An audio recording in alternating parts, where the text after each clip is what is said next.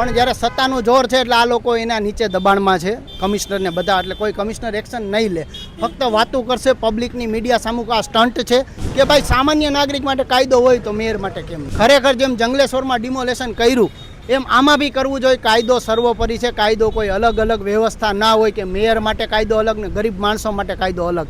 ને મેયર છે પ્રથમ નાગરિક છે, પ્રથમ નાગરિકની પહેલી ફરજ આવે કે મારે આ ડિમોલેશન કરવું જોઈએ પોતાની મેળે. અને હેતલબેનનું કહેવું એમ છે કે રાજકોટમાં 10,000 બિલ્ડિંગ અનલીગલ છે તો મારે બધા પાડી નાખવા. તો તમને 10,000 બિલ્ડરોના નથી દેખાતા, તમને ફક્ત 1,500 મકાન ગરીબ માણસો ના જ દેખાય છે. કેમ 10,000 તમારા કોઈ બાપના સગા થાય છે? તમારા દીકરા દીકરી પૈણાવા છે એની સાથે? કાયદો સર્વોપરી છે, કાયદાથી મોટું કોઈ નથી. તો મારું હજી બી એક જ નિવેદન છે ને એક જ વિનંતી છે. મ્યુનિસિપાલિટી કમિશનરને 2 વાર મળી આવ્યો છું હું બાબતે, છતાં બી તુષાર સુમેરા સાહેબ તરફથી મને હજી કોઈ એવો રિસ્પોન્સ નથી આપેલો કે કોઈ જવાબ નથી દેતા. રાજકોટના મેયર જે નૈનાબેન પેઢડિયા છે તે અને તેમના પતિ સામે લેન્ડ ગ્રેબિંગની અરજી જે છે તે એક જાગૃત નાગરિક છે તેની દ્વારા જે છે તે કરવામાં આવી છે. આપણી સાથે મુકુંદભાઈ છે કે જેમણે લેન્ડ ગ્રેબિંગની અરજી કરી છે. અત્યારે આપ જોઈ રહ્યા છો કે કલેક્ટર ખાતે આ અરજી જે છે તે કરવામાં આવી છે. સંત કબીર રોડ ઉપર જે સરકારી જમીન છે તેમનું એવું કહેવું છે કે તેમની અંદર બાંધકામ કરવામાં આવ્યું છે અને તેમને લઈને આ લેન્ડ ગ્રેબિંગની ફરિયાદ નોંધવામાં આવી છે. મુકુંદભાઈ, આખી ઘટના શું છે, આખો મામલો શું? હમણાં રિસેન્ટલી મીડિયા સમક્ષ બહુ થઈ ગયું હતું કે નૈનાબેન દ્વારા અનલીગલ બાંધકામ કરવા આવ્યું, જેમાં આપણે તપાસ જાણતા એવું મળ્યું કે 1997ની સરકારી જમીન છે આ, જે કલેક્ટરે ખુદે કીધું હતું. અને એની ઉપર કોઈ મંજૂરી વગર આ લોકોએ બાંધકામ ચાલુ કરી દીધું છે અને 3 વાર કેસ હારી ચૂક્યા છે એ લોકો એમાં કંઈક. અને એમાં આ લોકોએ બાંધકામ ચાલુ કરી દીધું છે. એ બાબતે આ લોકોએ ખાલી નોટિસ આપેલી છે પૂછપાછ માટે. પણ જ્યારે સત્તાનું જોર છે એટલે આ લોકો એના નીચે દબાણમાં છે, કમિશનરને બધા. એટલે કોઈ કમિશનર એક્શન નહીં લે, ફક્ત વાતો કરશે. પબ્લિકની મીડિયા સામું આ સ્ટન્ટ છે કે ભાઈ અમે આમ કરશું ને આમ કરશું. પણ આ દેખાવ હાથીના દાંતને ચાવવાના અલગ છે. આમાં કોઈ એક્શન નહીં લે આ લોકો. ખરેખર જેમ જંગલેશ્વરમાં ડિમોલેશન કર્યું એમ આમાં બી કરવું જોઈએ. કાયદો સર્વોપરી છે, કાયદો કોઈ અલગ અલગ વ્યવસ્થા ના હોય કે મેયર માટે કાયદો અલગ ને ગરીબ માણસો માટે કાયદો અલગ. કાયદો એક જ હોય, કાયદો સમાનતા છે. કાયદો નાગરિક, જેમ અત્યારે હર્ષ સંઘવી સાહેબ યુજીસી સમાન નાગરિકતાની હક વાત કરે છે એમ કાયદો બી સમાન હક હોય.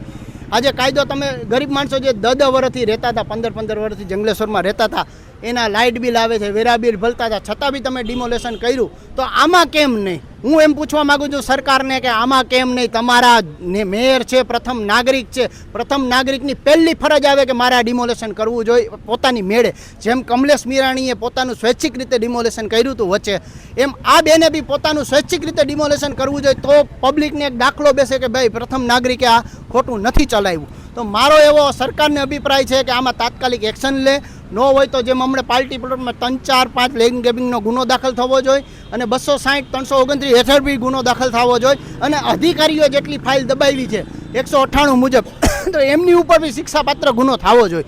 મારી રાય એટલી છે કે આમાં ફક્ત તમે કાયદાકીય અને નિષ્પક્ષ કાર્યવાહી કરો એવી અપેક્ષા રાખીને આજે સરકારને મીડિયા સમક્ષ હું વાત રાખું છું મારી, અને સરકાર સુધી આ વાત પહોંચે. આજે ખુદ મુખ્યમંત્રી અહીંયા રાજકોટમાં છે, તો રાજકોટમાં કદાચ મુખ્યમંત્રી સાંભળતા હોય તો હું એને રજૂઆત કરું છું, તમે ખુદ સાઈડ વિઝિટ કરો અને હું કહું આની ઉપર નિષ્પક્ષતાથી તમે આની ઉપર એક્શન લ્યો. આવી રીતે મારી સોસાયટીમાં બી અનલીગલ બાંધકામ છે, 1500 દિવસ ઉપર થઈ ગયા. આજે હું લડાઈ લડું છું પણ છતાંય એમાં કોઈ કાર્યવાહી હજી સુધી હેતલબેને નથી કરી. અને હેતલબેનનું કહેવું એમ છે કે રાજકોટમાં 10,000 બિલ્ડિંગ અનલીગલ છે તો મારે બધા પાડી નાખવા. તો તમને 10,000 બિલ્ડરોના નથી દેખાતા, તમને ફક્ત 1,500 મકાન ગરીબ માણસો ના જ દેખાય છે. કેમ 10,000 તમારા કોઈ બાપના સગા થાય છે?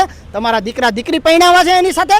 તમે આજે નથી બોલતા. એમાં શું કામ નથી બોલતા? એનો જવાબ તમારી પાસે જનતા માગે છે કે આવા બાગડ બિલ્લાઓ દબાણ કરીને નક્ષત્રમાં કૃષ્ણકાંત રાવલ બી લડાઈ લડે છે, પણ આજે નક્ષત્રમાં બી એ લોકો એક એક્શન નથી લીધા. ફક્ત કાગળિયાની રમત રમીને કોઈ કાર્યવાહી કરતા નથી, ફક્ત કાગળિયાની રમત રમે છે. તો આ અધિકારીઓ ઉપર બી ફરજ બેદરકારીનો ગુનો દાખલ થવો જોઈએ. અને જો એક ધારાસભ્ય અમારી સોસાયટીમાં ભલામણ કરી શકતા હોય તો જંગલેશ્વરમાં કેમ ના કરી શકે? કાયદો એક સમાન હોય, કાયદો કોઈ વાલા દવલાની નીતિ ના હોય. જે બંધારણ બનાવેલું છે સરકારે કે બાબા આંબેડકરે જે બંધારણ બનાવેલું છે, કાયદો સર્વોપરી છે, કાયદાથી મોટું કોઈ નથી. બિલકુલ. હાલ જે તમે મેયર સામે અરજી કરી છે એ જમીન કઈ જગ્યાએ આવી છે, એમાં શું બાંધકામ કરવામાં આવ્યું છે, આખો મામલો શું છે? સંત કબીર રોડ ઉપર નંદુરબાગમાં 181, 180 પૈકીની જમીન છે, જે આ લોકોનો એમ કહે છે કે બાપ દાદાની જમીન હતી, પણ એ સરકારી મિલકત છે, બાપ દાદાની નથી. એ જમીન ઉપર આ લોકોએ મંજૂરી વગર બાંધકામ શરૂ કરી દીધું છે અને હજી બાંધકામ કોઈ રોક્યું નથી. હજી બાંધકામ તો ચાલુ જ છે એનું. શું કામ? કે સત્તાના જોરે પ્રમુખે માધવ દવેભાઈને બી હું રિક્વેસ્ટ કરું છું, એમણે ખાલી ખુલાસો માંગ્યો, જેમ અનિલ મકવાણાનો ખુલાસો માંગ્યો, પણ તમે એની ઉપર હજી સુધી કોઈ એક્શન તો નથી લીધા ને. તમે એમ કહો કે આ ભાઈ આમણે પત્રકારના નામ આવ્યા કે આવું તોડ કરે છે ને આમ કરે છે, પણ લોકો ખોટું કરે તો તોડ થાય ને. તમે જ નિષ્પક્ષતાથી હાલો તો તમારી ઉપર કોણ તમારી ઉપર આંગળી ચીંધવાનું છે? મને કહો. તમારે કામ કરવું છે તો નિષ્પક્ષતાથી કરો, કોઈ તમારી પર આંગળી ન ચીંધે, કોઈ તમારી પાસે માગવાનો આવી શકે, પણ તમે જ્યારે લીગલ અને વ્હાઇટ કોલર હોવા જોઈએ તો. પણ તમે જ્યારે તમારે જ ખોટું કરવું છે, મારી જ સોસાયટીમાં પ્રમુખને ખોટું કરવું છે, તો પછી ક્યાંથી નહીં ખોટું થાય? મને કહો. હું સત્યની લડાઈ લડું છું, મારી જ સોસાયટીમાં અનલીગલ બાંધે, છતાંય હું ઉઘાડું પાડું છું, સરકારનો વિટનેસ બનું છું, સરકારને જાણ કરું છું, છતાંય સરકારને કામ કરવામાં રસ નથી. તમે અરજી ક્યારે કરી હતી અને હવે અરજીના જે તમે કરી છે ત્યારબાદ કોઈ કાર્યવાહી થઈ છે કે જો કેમ? આ બાબતે નહીં કરે તો હું 9/3 રોજ જે મારી સોસાયટીની અરજી કરી એ બાબતે જો મને હજી જવાબ નથી મળ્યો, નહીં મળે તો હું કોર્ટમાં આમાં એમ કેસ સીધો હું પોલીસ હેઠળ ગુનો દાખલ કરવા માટે હું સીધો કોર્ટમાં કેસ કરીશ.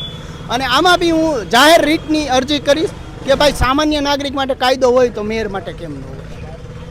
કાયદો સર્વોપરી છે, કાયદાથી મોટું કોઈ નથી. તો મારું હજી બી એક જ નિવેદન છે ને એક જ વિનંતી છે. મ્યુનિસિપાલિટી કમિશનરને 2 વાર મળી આવ્યો છું હું બાબતે, છતાં બી તુષાર સુમેરા સાહેબ તરફથી મને હજી કોઈ એવો રિસ્પોન્સ નથી આપેલો કે કોઈ જવાબ નથી દેતા. આરટીઆઈ બી કરી છે તો આરટીઆઈમાં બી એ લોકો ઊંધા ચત્તા જવાબ આપે છે સર, અને એમ કહે છે કે તમારે સુપ્રીમ કોર્ટ સુધી જવાનું છૂટ. અમે કોઈના બાપથી બીતા નથી, અમારો કોઈ વાળ વાંકો નહીં કરી શકે, કારણ કે અમારી ઉપર હાથ છે. હવે કોનો હાથ છે એ પબ્લિકને સમજવાનું છે. એટલે હજી કહું છું પબ્લિક જાગૃત થાય તો સારું છે. હું તો જાગૃત છું, પણ પબ્લિકને કહું છું, વિનંતી છે કે જાગૃત થાવ. ખોટું જ્યાં બી જોવો ત્યાં અરજી કરો. તમે એમ કહો દારૂ વેચાય તો દારૂ વેચાય જ છે, આપણને ખબર છે ને તમને મને ખબર છે, પણ એક્શન નથી લેતા તો દારૂ વેચાય ને. બિલકુલ. તો આ તો આપણી સાથે મુકુંદભાઈ કે જેમણે જે રાજકોટના મેયર, જે પ્રથમ નાગરિક કહેવાય તેવા નૈનાબેન પેઢડિયા અને તેમના પતિ સામે મ્યુનિસિપલ કોર્પોરેશન તેમજ જિલ્લા કલેક્ટર અને અરજી જે છે તે લેન્ડ ગ્રેબિંગની કરી છે, જે સંત કબીર રોડ ઉપર આવેલું જે નંદુબાગ છે ત્યાં જે સરકારી જમીન હોવાનો દાવો મુકુંદભાઈ દ્વારા કરવામાં આવે છે. ત્યારે હવે આ બાબતે શું કાર્યવાહી થશે તે પણ જોવું રહેશે.